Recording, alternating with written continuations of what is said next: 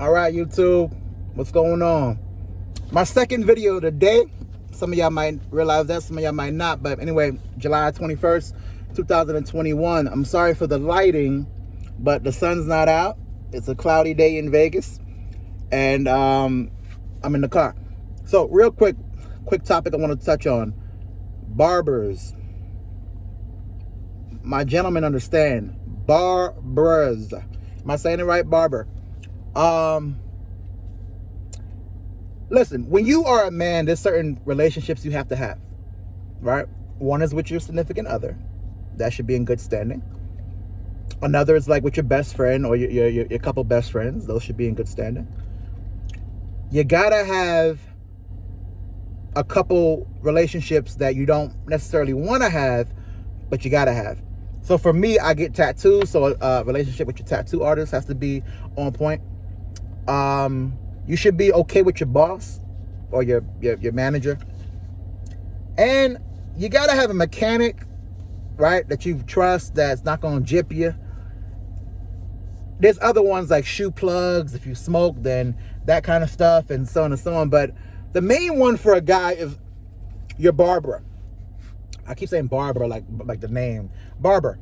So finding a good barber is so hard, especially when you are like myself, where you have like this type of hair, coarse type of hair, black people's type of hair.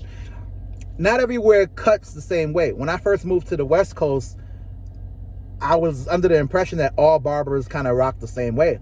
They don't.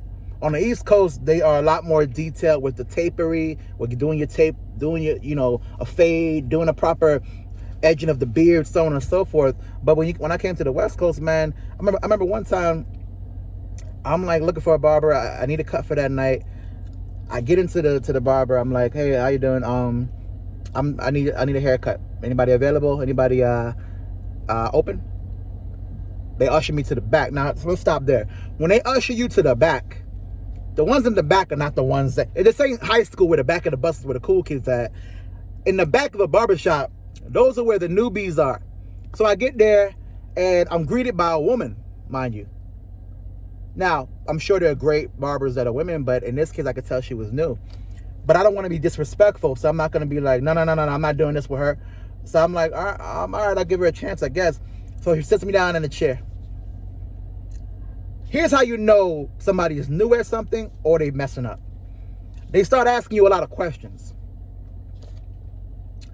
So I'm sitting down. My normal spiel is this. Hey, man, I want a high skin fade. Leave the top. Trim the beard, but leave the length. That's it. Those are the only words I say to the barber. That and all right, man. Thank you. That's it. I get in the barber chair. She asking me, okay, so you want like a quarter fade, and then it drops down to a 0.2, and then the 0.2 gets shaded into a 0.3, and once the 0.3 is done, we're gonna upgrade to a 0.1, and I'm what? I don't know what that is. Skin fade. Leave the top. So she asked me all these questions, and she asking me questions while cutting, and that's how I know it's a lot going on. So then, all of a sudden, it's 20 minutes passed by, 30 minutes passed by, 40. I'm in this chair for like an hour. And she grabs like these hot towels and she like puts the towels on my face. Then she like has like some lavender oil and all this stuff. I promise we spent about 40 minutes on my face. And I'm saying like, I didn't come here for that. Okay, whatever. So then it's time to get out the chair. I look at the cut, and when you first get a new cut, you're not really focused on looking too hard because you don't want to clown the barber, but you like looking like, and it all looks good. If you go from an afro to a skin fade, it's gonna look good, right? But I'm looking at him like, man, it's not really as detailed as I normally like it, but whatever. How much do I owe you? So let's stop there. On the East Coast, at least where I was at, in the Miami region, you get a haircut for $20.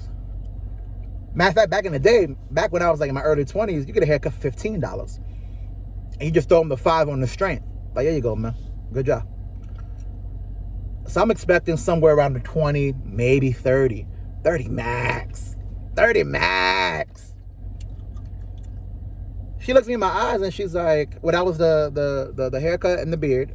I'm like, what you mean and the beard? Isn't the beard part of the haircut? What? It's my hair. I'm not kidding you. She looked me in my eyes and said, $70. She said 70. I said, what, dollars? Bro, the haircut from an inexperienced barber was $70. Rappers brag about spending $100 on a haircut. I'm spending $70 for a woman to cut me up and do a bad job. I want to say I'm upset, but I'm definitely like, yo, what's up? And then you want a tip? And it's whack to not tips. I'm like, oh gosh. So I paid $75 for a haircut. Now back to the relationship with barbers. So needless to say, I didn't want to do the run around game. One barbershop I went into, it was just a barber, nobody else, just a barber.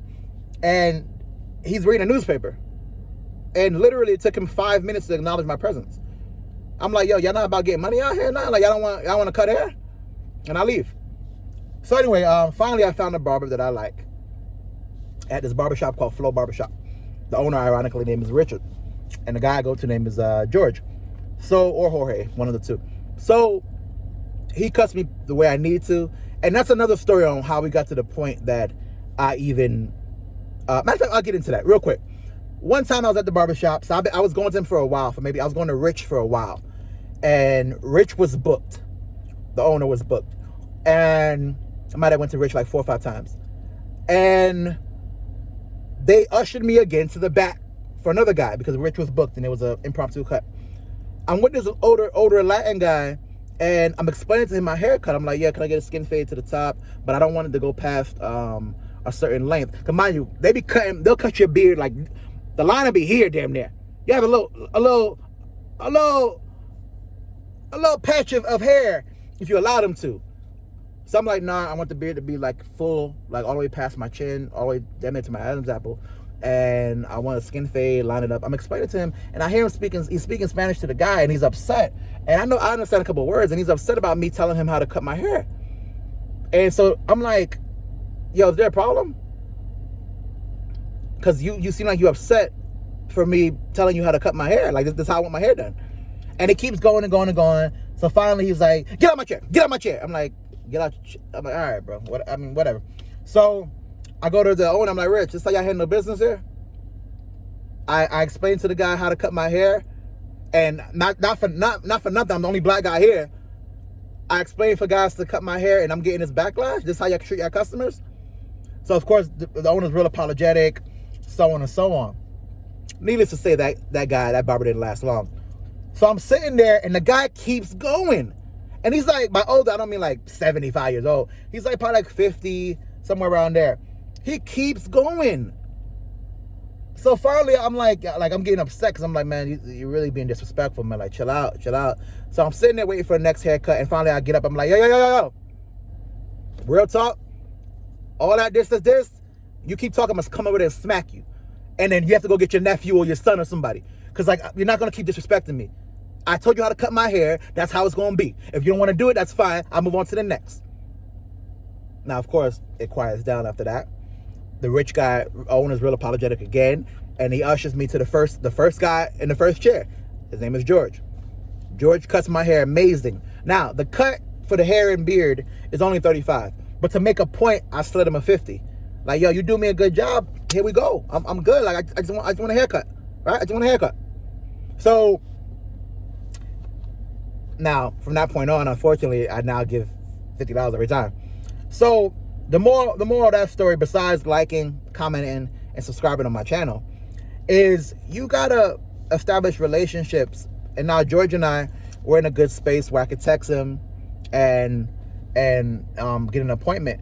The only problem though is when you get real familiar with your barbers, especially if y'all friends. I used to have a barber that I knew before he was a barber.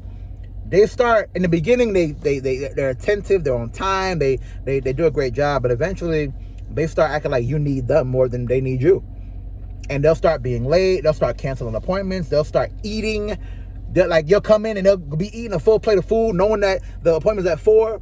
Like, they taking calls. they do this too much when you get too familiar with them. But all in all, man, you gotta establish a great rapport and relationship with your barber, with your tattoo artist, with your mechanic, with whomever is in the service industry. If they own a restaurant, if they own a gym, whatever it is, you got to make sure you establish that rapport. Otherwise, you're gonna be in for a long life, so to speak. That's something you gotta. If I have a son, man, he gonna learn that lesson real early. Anyway, like, comment, subscribe. Go ahead and put in the comments, yo, y'all got a good relationship with y'all barber?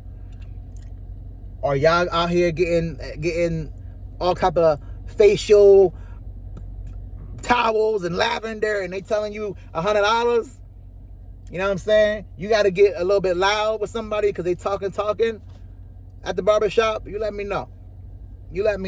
Or y'all God forbid, y'all cutting your own hair, because some of y'all be doing that type of silly stuff. Anyway, like, comment, subscribe.